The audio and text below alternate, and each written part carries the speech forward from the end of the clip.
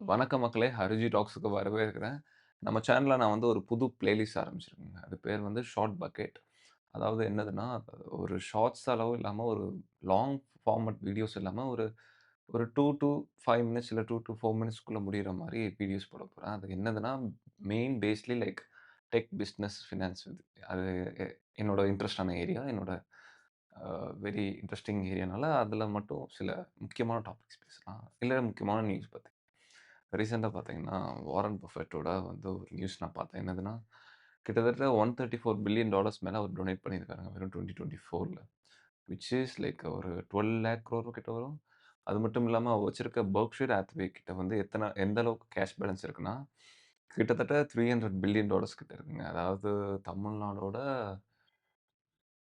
ஒரு 60% ஆஃப் ஜிடிபின்னு சொல்லலாம். இல்ல 50% அந்த அளவுக்கு வந்து கேஷா மட்டும் வச்சிருக்காங்க பெர்க்ஷைர் ஹேத்வேல. அது மட்டும் இல்லாம உங்களுக்கு பெர்க்ஷைர் ஹேத்வேயோட கிளாஸ் ஏ ஷேர்ஸ் பிரைஸ் எவ்வளோன்னு தெரியுமாங்க? ஜெனரலா அதிகபட்சமா நம்ம இந்தியால பார்த்தீங்கன்னா, எனக்கு தெரிஞ்சு எம்ஆர்எஃப் தான் வந்து அதிகமான ஷேர் பிரைஸ்ன்னு நெனைக்கிறேன். ஆல்மோஸ்ட் 1,00,000 2,00,000 கிட்ட இருக்கும். But Berkshire Hathaway class A share price மட்டும் ஒரு பீஸ் சிங்கிள் ஷேர் குவான்டிட்டி மட்டுமே கிட்டத்தட்ட 6 குரோர்ஸ் இருக்குங்க நம்ம இந்தியனோட கரன்சி படி. ஸோ அப்பேற்பட்ட ஒரு வாரன் பஃபெட் வந்து தான் எனக்கு தெரிஞ்சு வந்து ஒரு மிகப்பெரிய இன்வெஸ்டர் நான் சொல்லுவேன். அதுவும் இல்லாம ஒரு 94 இயர்ஸ் ஓல்டுங்கிறத என்னால நம்பவும் முடியல.